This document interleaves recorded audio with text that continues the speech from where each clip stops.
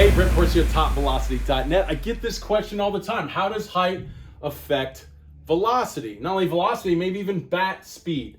Well, to learn and understand this, it's in the physics of the force multiplier and the speed multiplier.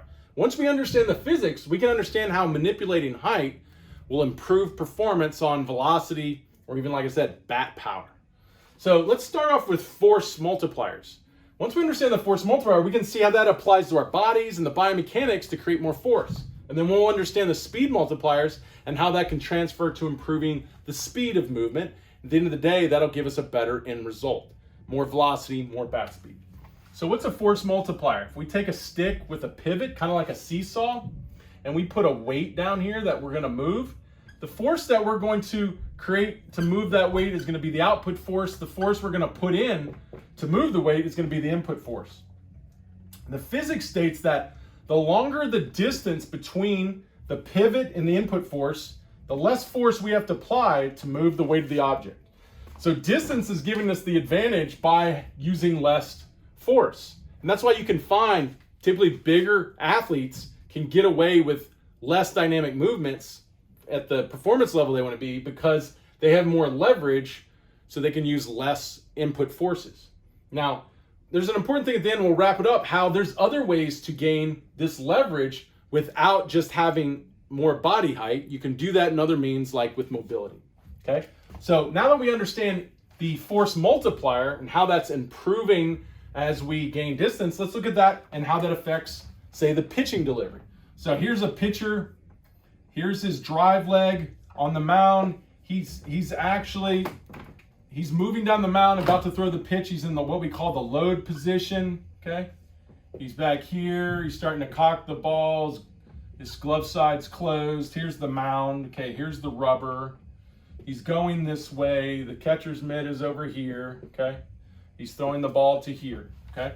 So that's where we're starting. I'm going to be in this position, and we're going to look at the drive leg, because the drive leg was the only leg on the ground, and that's the leg that's going to create the force. So we're going to look at the drive leg like the pitcher's coming to us. And the reason they're doing this is because when we're looking at a force multiplier, we're looking at one plane. When we're talking about the drive leg and the pitching delivery and biomechanics, we're going through all planes. So it can be very complicated. So let's simplify it. So let's say this is the femur, the upper thigh, okay? This is the hip socket. This is the tibia, basically the shin. And then this is the ankle, and then the foot. Okay, so we're looking at it straight. He's flexing or squatting as he's moving forward. But also remember, if we're looking at it from the side, it would be also in a linear angle, which is important to us getting forces moving towards the catcher's mitt. So where does the force multiplier apply here? Well, here's your pivot on the foot. Here's your force input and creating a force output. And because this is the ground here, we're using Newton's law of action-reaction. When we put force in the ground, it's going to create an equal and opposite force out of the ground, okay? So the pivots are really based on when we're pushing here at the end of the foot, like the big toe, where the stability of the ankle is, that's where the pivot is going to be, okay?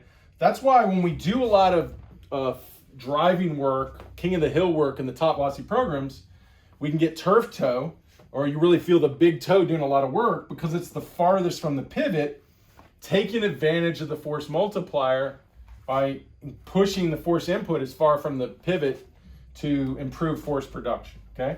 So that's the force multiplier right there being built into the ankle. If we went into the tibia, it'd be the same thing. This would be, let's put it on the other side and make it easier. This would be the force output, okay? This would be the force input. The pivot would probably be more balanced, maybe, you know, where the stability around the ankle, it might be more up the shin, okay? And it's moving around that to extend the knee and push things really up, or linear if going sideways. And then it would just move up from here. It would be force output when we get to the hip socket, force input, okay?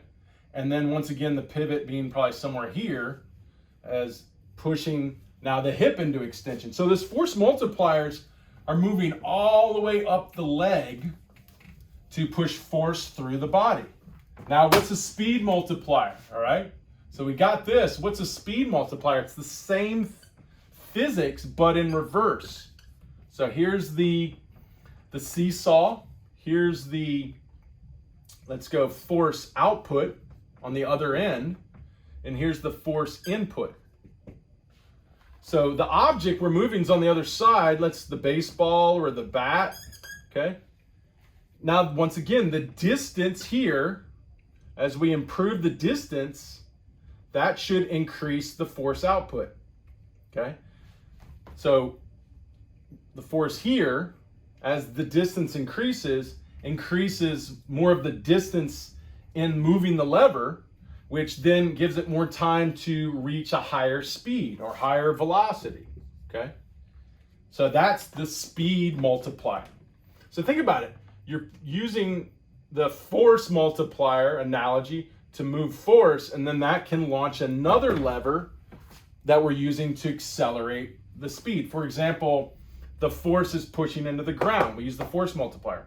Then the force to, say, throw the arm forward to launch the ball is a speed multiplier. So let's get into the arm. Well, let's first get into the trunk. So here's, let's do a more linear look at it. So here's the torso. Here's the hip pivot. You know, the arms, let's just make it simple, like the arms up and in external rotation. Here's the ball. We're going to throw the trunk forward, right? That's very important. Studies show high velocity pitchers have a more forward trunk tilt. So to move that lever forward, let's make it even simpler so you can see the lever. So say this is the trunk here, right? And say the pivot's right here, the stability of the glute, let's say. And we're going to launch this forward, right? We're going to put the force input here, which right now would be the momentum hitting the front leg and stabilizing to the front leg, creating the force input. That'll create a force output, accelerating the trunk forward, okay? So the added distance here, so the added distance in the torso would mean an increase in speed at the same force, okay? So that's how it's going to support, the distance is going to support the speed. So once again, if we think about all those force multipliers and speed multipliers both taking advantage of distance, if we had a bigger foot, a bigger shin, a bigger thigh, potentially we can probably more than likely create more force. How could I, if I don't have bigger ones, I just have to be able to create more force, move faster to be able to keep up someone who has bigger levers than me, okay? Same thing on the speed. If I have a longer torso, I have a longer upper arm, a longer forearm, now I can, for the amount of force I put into it, I get more acceleration as I increase the distance, okay? So how do I take advantage of this if I'm not gonna get more body height? Like I got a guy who's 6'5" and I'm 5'5", so that means I'm gonna have to create so much more force input to keep up with this guy. How can I take advantage of improving distance in those levers so I don't have to insanely create so much force? So say I'm gonna do my best like we do at TopVelocity. I'm gonna just keep working on force, but I would like to also be able to work on distance and take advantage of both of these key components of the physics. Well, for example, when we go to, say, let's go back to the speed multiplier in the trunk, you know, and here's the hips, and I'm trying to get more forward trunk tilt. Say a guy's got a lot of distance here, but he cuts his trunk off right here, right? So, but I have less distance, so I'm like this guy, I got a shorter torso. I have a shorter torso, but his torso stopped here. I'm gonna get my torso to go out here. So I can gain more distance, because that was more distance up here, by going farther, which typically might have matched or improved his distance. Okay, so it's basically taking all those ranges where we're using the pivot and like the catapult movement, hip to shoulder separation, forward trunk external rotation. A lot of guys want to do it in layback external rotation, but I can take all those movements and I can increase mobility, I can increase range of motion, And that's how I can improve distance without gaining body height. Like, for example, my arm, say, is, half the distance of a taller guy. So say a taller guy's got twice the arm. Well, his arm only goes to here. Well, I got the shorter arm, but my arm goes farther back. My trunk gets involved. My trunk gets extended. I move my trunk forward. Now I could be 5'5", he's 6'5", but I actually overall am covering more distances between each pivot because I have more range of motion, and I use that range of motion better in my biomechanics to take advantage of distance to improve performance, velocity, or even bat power. So I hope that answers the equation. That's obviously the physics teacher's way of answering that equation, and I believe everyone out there can understand this. I've filmed this like several times just to get this right. Go through and watch this over and over and over again, guys, because this is physics. It's true. You apply it and you understand it and you do things it's telling you, which the TopVelocity programs will show you how to apply all this. You're going to be able to overcome things you never thought you could overcome. You will be able to throw 95 at 5'9", when you're competing with guys 6'5" who are throwing 95, all right? This is a real performance enhancement benefit for you, and it comes through you educating yourself to understanding this, because understanding is believing, and believing is manifesting.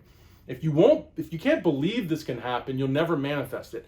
And intellectually understanding it helps you, guide you in the process of believing, and from there you just work hard and you apply what you've learned, and then it starts to happen. And that's what we love to do here at TopVelocity. TopVelocity is all about educating guys to take advantage of science and overcome things that they never thought they'd overcome and reach their dreams. Ultimately, that's what we love, because that's why you play the game. So if you have any questions on this, please post them below. But I just want you to know, you can throw hard if you're shorter than everyone else. And you can really go farther than those guys that you thought were always better than you by learning and applying the physics better than them.